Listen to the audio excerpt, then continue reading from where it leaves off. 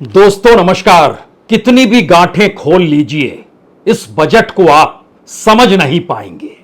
समझने से पहले आपको तय करना होगा, आपको इस देश के शेयर बाजार पर ज्यादा भरोसा है या इस देश की सरकार पर ज्यादा भरोसा है। आपको इस देश के किसानों पर ज्यादा भरोसा है या फिर आपको इस देश की कॉरपोरेट पूंजी पर ज्यादा भरोसा है।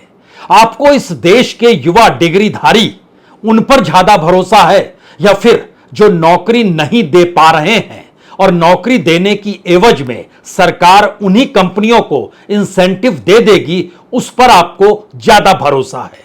तय तो करना होगा, क्योंकि अभी तक इस देश के भीतर के जो बजट बनते थे वह इस देश के हर राज्य को देखते थे, वहां के इंफ्रास्ट्रक्चर को देखते थे, उनकी जरूरतों को समझते थे। इस देश की जो न्यूनतम जरूरतें हैं सफर करने तक के लिए, जिसमें रेलवे भी आती है, उसको भी देखते परखते थे।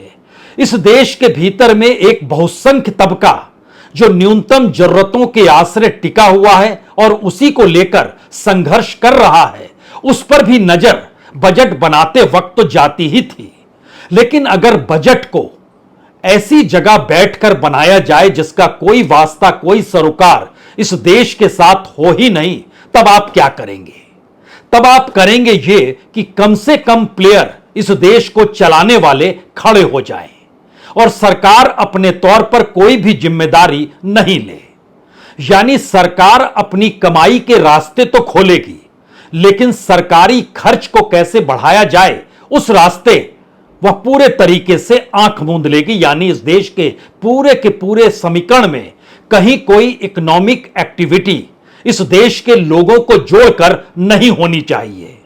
इस देश के भीतर में लोगों की जेब में कितना पैसा है, वो बाजार से क्या खरीदने जाते हैं और उस खरीद के बाद इस देश के भीतर में आर्थिक हलचल कैसे बढ़ती है, हमें कोई इससे वास्ता नहीं है। हम इस देश के भीतर में बड़े बड़े पुल बनाएंगे, सड़कें बनाएंगे, एक्सप्रेसवे बनाएंगे, कॉरिडोर बनाएंगे और एक ऐसा इंफ्रास्ट्रक्चर का खाका खड़ा कर देंगे जिसके आश्रय इस देश के भीतर में आर्थिक हलचल बढ़ जाएगी और जो लोग खड़ा कर रहे होंगे उन्हीं की पूंजी होगी। उस पूंजी को लगाने के बाद उन्हीं का मुनाफा होगा। और शायद इसीलिए इस दौर में जीडीपी का लगभग 3.4% इंफ्रास्ट्रक्चर के हवाले कर दिया गया, क्योंकि इस देश का कॉरपोरेट और अंतर्राष्ट्रीय तौर पर दुनिया के जो भी पूंजी भारत में लगनी है वो इंफ्रास्ट्रक्चर के क्षेत्र में ही लगनी है। क्योंकि जिस तबके को सफर करना है वंदे भारत में, वो तबका अब सेकंड क्लास में या पुरानी रेलगाड़ी में सफर क्यों करेगा? जिसे टोल का पैसा देते हुए सरपट दौड़ते भागते चले जाना है और उसके पास एक शानदार गाड़ी हो, तो फिर वह उन सड़कों पर क्यों जाएगा जहां भीड़ भाड़ हो, जो सड़क के बीच से निकलती हो? इन तमाम सवालों के बीच कुछ सवाल और आपके होंगे। अभी तक जो सब्सिडी खाद को लेकर थी, जो फूड को लेकर थी, जो पेट्रोलियम पदार्थों को लेकर थी, वह भी कम क्यों हो गई? तो क्या इस देश के बजट को बनाने के पीछे इस देश का वह तबका है जिसके पास पूंजी है और इने गिने चंद खिलाड़ी ही इस दौर में सत्ता के अनुकूल एक माहिर परिस्थितियों को खींच रहे हैं? और राजनीतिक सत्ता को क्या चाहिए? खुद को सत्ता में बने रहने के लिए वो आंकड़े चाहिए जिसके जरिए उनकी सरकार गिर ना सके। तो इस वक्त एक तरफ नीतीश कुमार यानी बिहार हैं और दूसरी तरफ चंद्रबाबू नायडू यानी आंध्र प्रदेश हैं। तो एक ऐसा पिटारा दोनों राज्यों के लिए खोला गया जहां दोनों राज्य के मुखिया अपनी जनता को बतला सकें कि देखिए अब राज्य में कितना डेवलपमेंट होने वाला है। यह अलग मसला है कि उन राज्यों के डेवलपमेंट में भी उन्हीं कॉरपोरेट्स को जुड़ना है जो कॉरपोरेट पूंजी लगाकर अभी तक इस देश में इंफ्रास्ट्रक्चर के जरिए मुनाफा कमा रहा है। और इसका जिक्र तो हाल के दिनों में कई बड़े कॉरपोरेट घरानों ने किया है। तो आज बात शुरू कहां से की जाए? हमें लगता है बात की शुरुआत तो आज सीधे सीधे किसानों से होनी चाहिए। उन किसानों को लेकर इस बात का जिक्र होना चाहिए जो उम्मीद और आस के आसरे चल रहे हैं कि शायद उनके हक में कुछ होगा।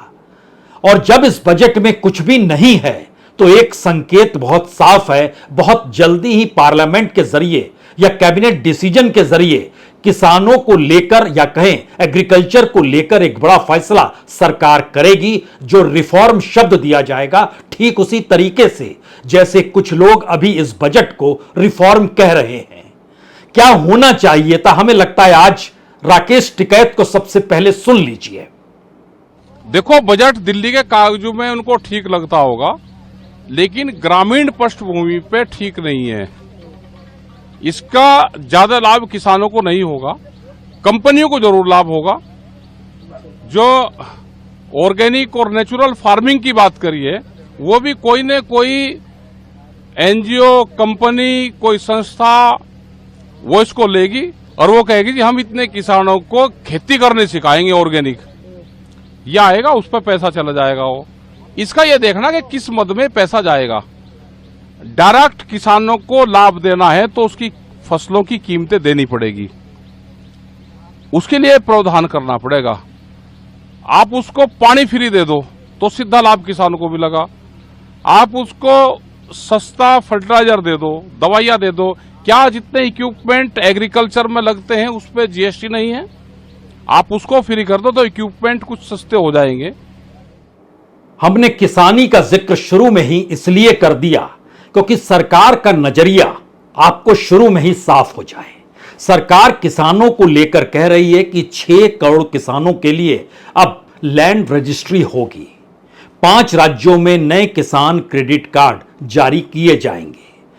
वहां के उत्पादन को कैसे बढ़ाया जाए, जो 9 प्राथमिकताएं देश की वित्त मंत्री निर्मला सीतारमण ने अपने भाषण की शुरुआत के साथ की, उसमें पहले नंबर पर खेती में उत्पादकता को बढ़ाने को लेकर ही शब्द थे। लेकिन किसानों से जुड़ी हुई जो परिस्थितियां हैं, जो भी इक्विपमेंट हैं खेती को लेकर, उस पर लगा जीएसटी उनके लागत को बढ़ा देता है। एमएसपी पर सत्ता राजी है नहीं। इस देश के भीतर में एफसीआई गोडाउन के जरिए कॉरपोरेट के वेयरहाउस तैयार हो चुके हैं।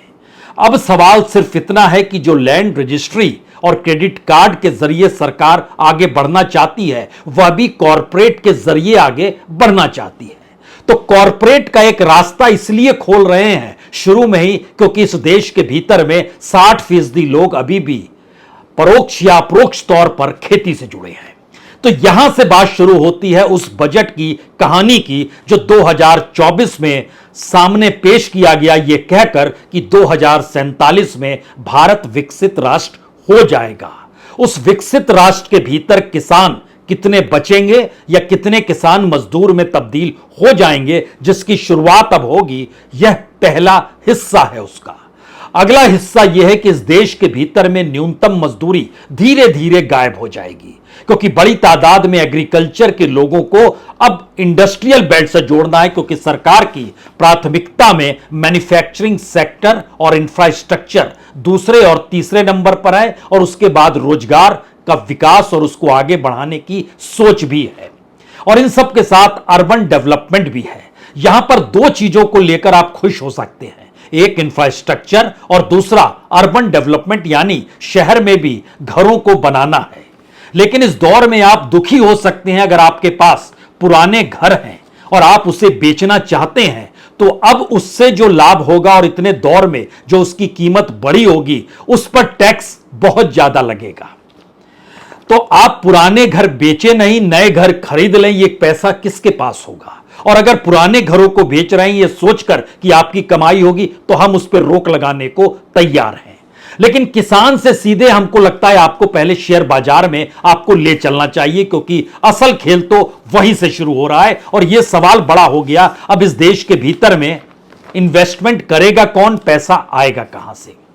इसको समझने के लिए हमें लगता है कि जो लॉन्ग टर्म कैपिटल गेन है, वह 2004 में पहली बार जब मनमोहन सिंह की सरकार आई तो उन्होंने उससे मुक्ति दिला दी, कहा इस पे एक भी पैसा टैक्स नहीं लगेगा। 2018 में इस टैक्स की वापसी हुई और लॉन्ग टर्म कैपिटल गेन पर टैक्स 10% लगाया गया, जो इस बार बढ़कर 12.5% हो गया। इसमें कुछ सेस भी जोड़ दीजिएगा तो यह लगभग आपको 14% के लगभग आकर खड़ा हो जाएगा। यानी जो सोच रहे थे कि शेयर बाजार में 1 साल से ज्यादा का पैसा लगाएंगे और उससे जो मुनाफा होगा उसमें से अब 14.5% तो सरकार उस मुनाफे में से ले जाएगी और उससे पहले जो आप पैसा लगा रहे होंगे उसमें वो टैक्स ले चुकी होगी। और टैक्स में कोई रियायत नहीं है, सिर्फ पत्ते फेंटने की तर्ज पर टैक्स को भी फेंटा गया है। हम उसे बताएंगे, लेकिन उससे पहले यह भी समझ लीजिए, जो लोग तुरंत फुरत पैसा लगाते हैं और शेयर बाजार से पैसा निकालते हैं, इसको हम लोग शॉर्ट टर्म के तौर पर देखते हैं। यह शॉर्ट टर्म अब 15% से बढ़कर 20% हो गया है, यानी यहां भी स्थिति आपकी नाजुक होने वाली है। तो सवाल है कि वह शेयर बाजार आज इसीलिए डाउन हो गया जो पैसा लगाते हैं वहां पर। लेकिन दूसरा सवाल यह कि इससे भी खुश कौन होगा। हमने आपसे शुरू में ही कहा, बहुत चंद लोगों की बैठक होती है इस बजट को बनाने को लेकर, बहुत चंद प्लेयर होने चाहिए इस देश को चलाने को लेकर।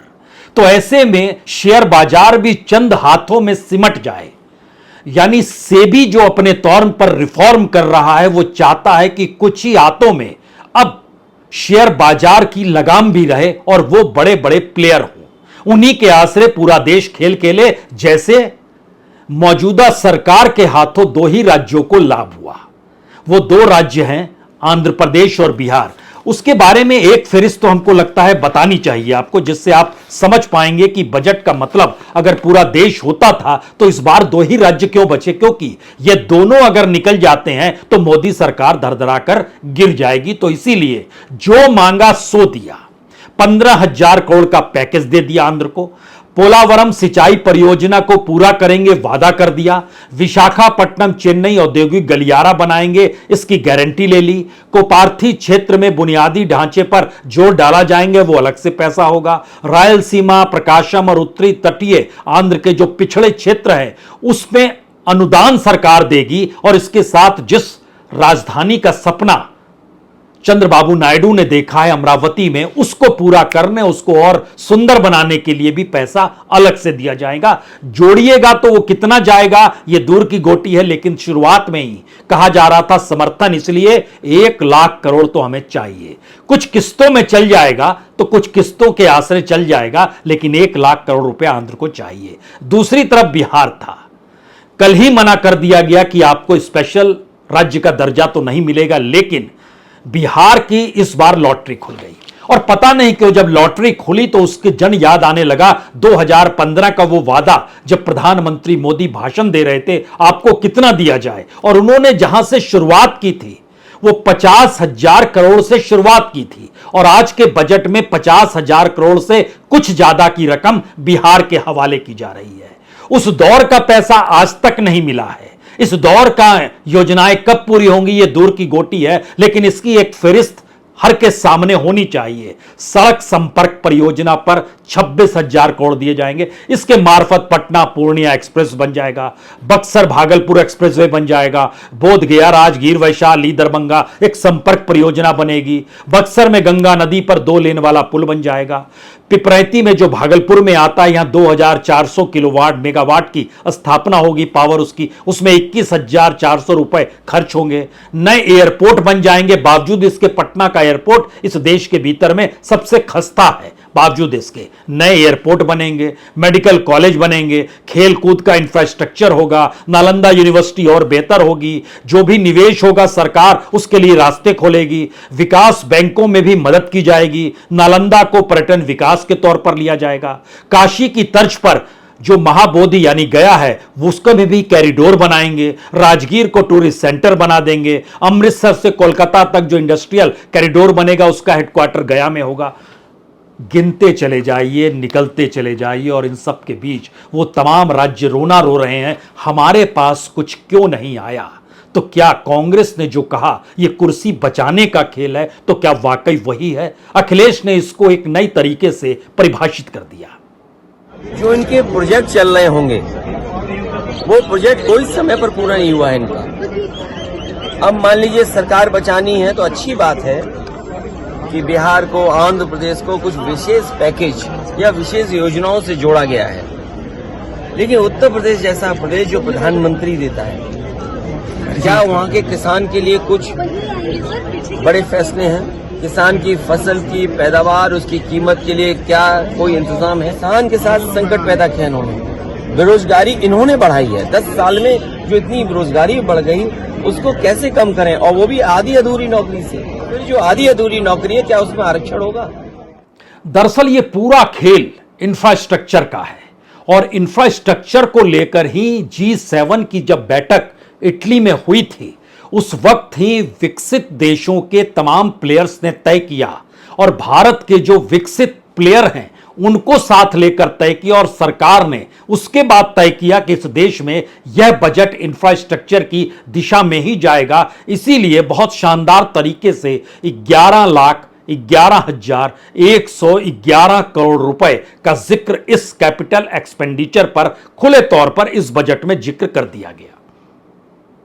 लेकिन सवाल इसके आगे का है, और भारत की उस आर्थिक परिस्थिति का है जिस पर सरकार ने आंखें बंद इसलिए कर रखी है क्योंकि वह समझ रही है पहली जरूरत सरकार बनी रहे तो आंध्र और बिहार है, दूसरी एवज में पैसा आते रहे इसके लिए कॉरपोरेट और इस देश की कंपनियां हैं, और तीसरी परिस्थिति इन दोनों के बीच है कि सरकार हर हाल में कमाई के रास्ते खोलना चाहती है और उसमें वह सरकार खर्च नहीं करना चाहती है। अगर आप ध्यान दीजिए तो इस बजट में कमाई 14.5% बढ़ती हुई दिखाई दे रही है, लेकिन दूसरी तरफ सरकार जो खर्च कर रही है उसमें भी उसी लिहाज से बढ़ोतरी होनी चाहिए थी जिससे पैसा जनता के बीच जाए। लेकिन सरकार ने तो सब्सिडी तक कम कर दी, खाद पे कम कर दी, फूड पर कम कर दी, पेट्रोलियम पदार्थों पे कम कर दी, यानी जनता के साथ सरकार के सरोकार अब कॉरपोरेट के रास्ते ही जाएंगे, बड़ी कंपनियों के आश्रय ही टिकेंगे। और यही वजह है कि सरकारी खर्चा कम कर दिया गया जीडीपी के परसेंट के लिहाज से, और इकोनॉमी और सिकुड़ जाए ऐसी व्यवस्था इसलिए की गई क्योंकि सरकार के जहन में सिर्फ एक ही बात है, वित्तीय घाटा किसी तरीके से काबू में लाया जाए, जो इस दौर में हो नहीं पा रहा है। और इसमें इकोनॉमिक एक्टिविटी अब कैसे बढ़ेगी, और इकोनॉमी अगर एक्सपेंड नहीं होगी तो फिर उस एक्टिविटी के ना होने पर भारत में पैसा लगाएगा कौन, जब यहां पर कंज्यूमर ही नहीं होंगे, यानी उपभोक्ता ही नहीं होंगे, यानी बाजार में जाकर खरीद करने वाले लोग ही नहीं होंगे, रोजगार बच नहीं पा रहा है, कमाई कम होती जा रही है। और इन सब के बीच सरकार ने एक ऐसी व्यवस्था कर ली है कि ईपीएफओ के साथ नाम हर कंपनी वाले को जोड़ना है, और इस बार भी रोजगार को लेकर कहा गया कि जो भी ईपीएफओ में अपना नाम जोड़ेगा, जिसको पहली नौकरी मिलेगी तो उसको 15,000 रुपए इंसेंटिव मिलेंगे, लेकिन वह 15,000 एक मुश्त नहीं मिलेंगे, वो अलग अलग 3 किस्तों में मिलेंगे, यानी 5-5 हजार रुपए। और वह जो है इंसेंटिव जो होगा वो इंप्लॉयर के हिस्से में चला जाएगा, यानी इंप्लॉय को नहीं मिलेगा। यानी इंप्लॉयर को मजबूत किया जाए जिससे इस पैसे के खातिर वह कुछ रोजगार तो पैदा करे। सरकार के पास कोई उपाय नहीं है कि रोजगार कैसे वो पैदा करेगी, और इसीलिए शायद एक बड़ा सवाल यह है कि अगर पूंजी बाजार में नहीं होगी तो डिमांड कैसे बढ़ेगी, पूंजी नहीं सरकार लगाएगी और इकोनॉमिक एक्टिविटी को शुरू नहीं करेगी तो फिर मार्केट बढ़ेगा कैसे। और इन सब के बीच शेयर बाजार में आपने पैसा लगाकर कमाने वालों पर टैक्स भी बढ़ा दिया, यानी रास्ते सरकार ने अपने लिए नहीं खोले हैं, सरकार ने रास्ते उन बड़े पैसे वालों के लिए खोल दिए जो अपने पैसे से पैसे बनाने के हुनर में सरकार की पॉलिसी के साथ खड़े हो जाएं और सरकार उन्हीं के लिए पॉलिसी बनाए। और शायद इसीलिए कमोवेश हर क्षेत्र में आपको 4 से 5 प्लेयर ही अब आने वाले वक्त में दिखाई देंगे, बाकी सब उनके मातहत होंगे, उनके अंदर में काम कर रहे होंगे। लेकिन इन सब के बावजूद भी युवाओं को रोजगार कैसे मिले, इसको लेकर कुछ हिस्सा जो गारंटी पत्र कांग्रेस ने निकाला था वहां से चुरा लिया गया और कहा गया कि अब हम ऐसी व्यवस्था कर रहे हैं कि 500 कंपनियों में इंटर्नशिप दिलाएंगे, हर महीने 5,000 रुपए भत्ता दिया जाएगा, यानी एक मुश्त इसके अलावे 6,000 रुपए और दिए जाएंगे। यानी जो बातों का जिक्र युवाओं को रोजगार से जोड़ने को लेकर न्याय पत्र में जो कांग्रेस ने जारी किया था, न्याय गारंटी पत्र में, उसके इस हिस्से को यहां पर अलग नाम से ले आया गया और कहा गया कि शिक्षा, रोजगार और स्किल, इसको लेकर तकरीबन 1,48,000 करोड़ रुपए सरकार इसकी व्यवस्था कर रही है। और इस देश के भीतर में उच्च शिक्षा के लिए जो पढ़ाई करेंगे उनको सरकार 10 लाख रुपए तक का कर्ज भी देगी। आप कल्पना कीजिए, जिस देश के भीतर में या दुनिया के मानचित्र पर भारत एक ऐसा देश है जहां के छात्र उच्च शिक्षा के लिए दुनिया भर के हर देश में फैले हुए हैं और सबसे ज्यादा है। इस बरस में 11 लाख का आंकड़ा सरकार का है, 11 लाख से ज्यादा बच्चे बाहर पढ़ाई कर रहे हैं। और वो जिस रूप में अपने पेमेंट को करते हैं वहां ट्यूशन फीस के तौर पर या रहने के तौर पर, आपको जानकर हैरत होगी, उसमें इस देश के तमाम राज्यों के एजुकेशन बजट और केंद्र सरकार का एजुकेशन बजट भी जोड़ डालिए, उससे ज्यादा बड़ी रकम को अंतर्राष्ट्रीय बाजार में इस देश के छात्र उच्च शिक्षा प्राप्त करने के लिए देते हैं, जो तकरीबन आज की तारीख में 10 लाख करोड़ को पार कर गया है। यानी एक ऐसी परिस्थिति है कि हमें किस रास्ते चलना है और एजुकेशन को लेकर भी हम हर प्लेयर को अपने साथ लाकर खड़ा करेंगे तभी वो डेवलप हो पाएगा। तो एजुकेशन में भी बाहर की यूनिवर्सिटी यहां नहीं आ रही है, बाहर की यूनिवर्सिटी के साथ हम तालमेल कर रहे हैं। इन सब के बावजूद अगर प्रधानमंत्री इस बात का खुले तौर पर जिक्र करते हैं कि देखिए एक शानदार बजट, हर क्षेत्र को राहत और रियायत देने वाला बजट, तो हमें लगता है आज उनकी बात का महत्व तो होना चाहिए। साथियों, रोजगार और स्वरोजगार के अभूतपूर्व अवसर बढ़, ये हमारी सरकार की पहचान रही है। आज का बजट इसे और सुदृढ़ करता है। देश और दुनिया ने पीएलआई स्कीम की सफलता देखी है। अब इस बजट में सरकार ने एम्प्लॉयमेंट लिंक्ड इंसेंटिव स्कीम की घोषणा की है। इससे देश में करोड़ों करोड़ों नए रोजगार बनेंगे। अब प्रधानमंत्री जो भी कहें, शहर में बैठा हुआ परिवार तो तालियां बजाता है और यह मानकर चलता है कि बीजेपी उसके अनुकूल ही सारे काम करेगी।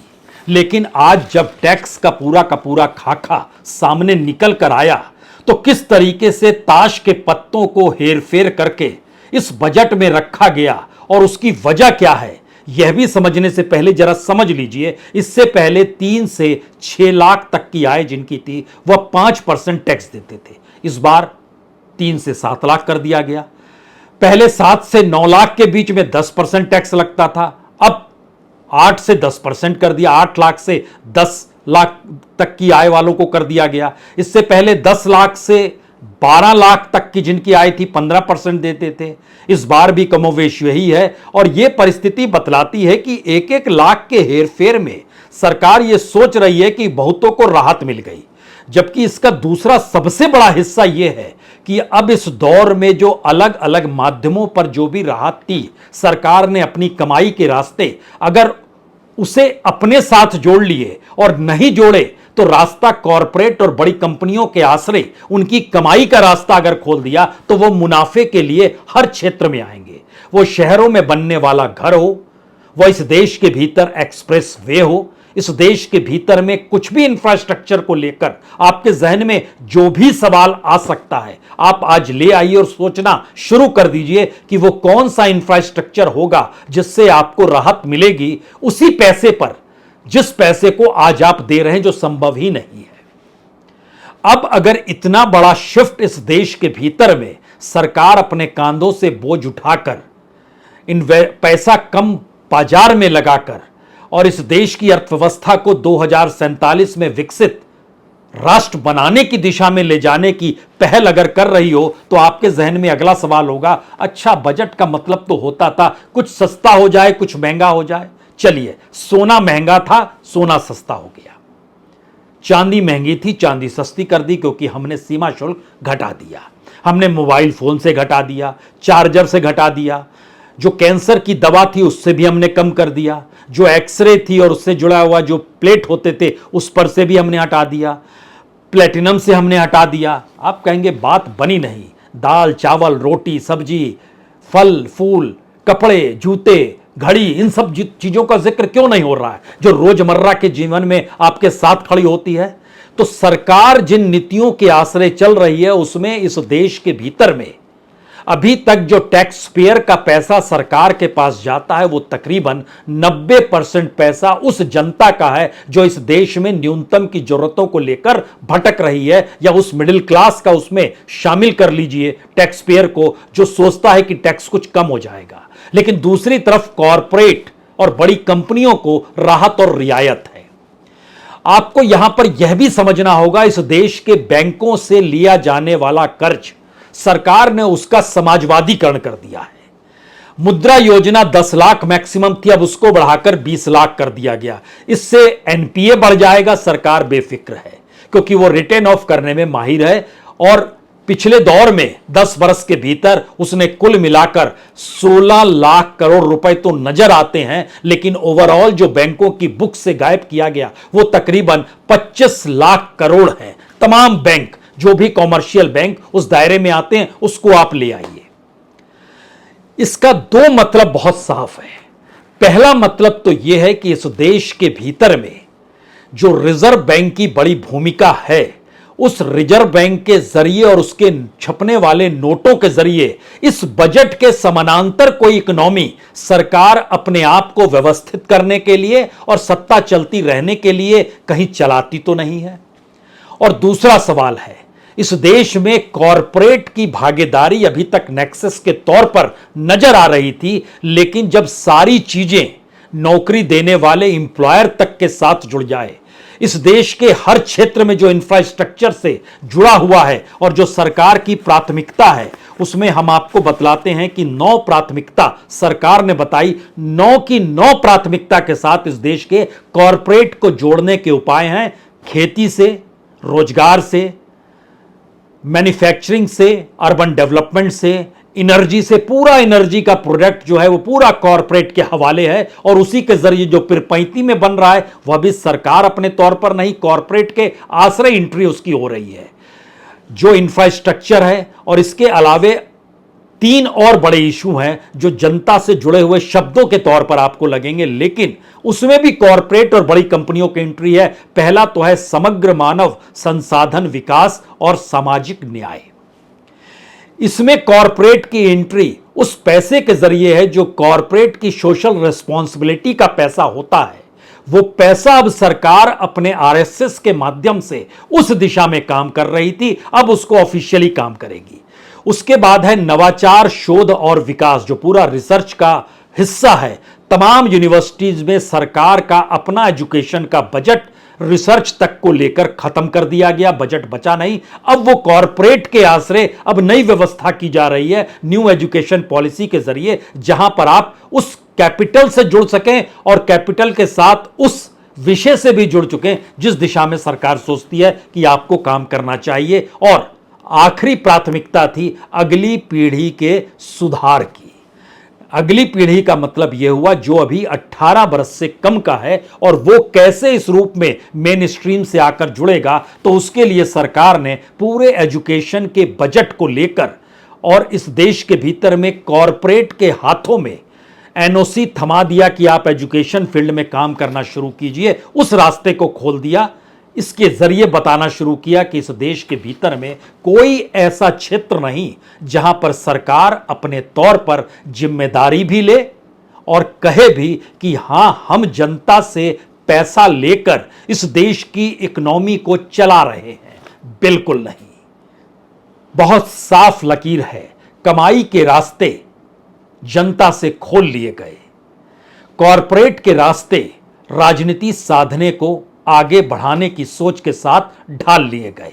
और इन परिस्थितियों में जब कमजोर होंगे तो जो साथ देंगे उनके लिए बिल्कुल एक शानदार पटरी बिछ जाएगी, जैसे बिहार और आंध्र की बिछ गई। लेकिन हर क्षेत्र में भागीदारी अब कॉरपोरेट की होगी, यानी प्राइवेटाइजेशन और मोनेटाइजेशन की जो सोच अभी तक नजर आ रही थी, उसको अब अमली जामा पॉलिसीगत तरीके से इस बजट के जरिए जो पहनाया जा रहा है वो बहुत साफ बतलाता है, पैसा लगाओ, मुनाफा कमाओ।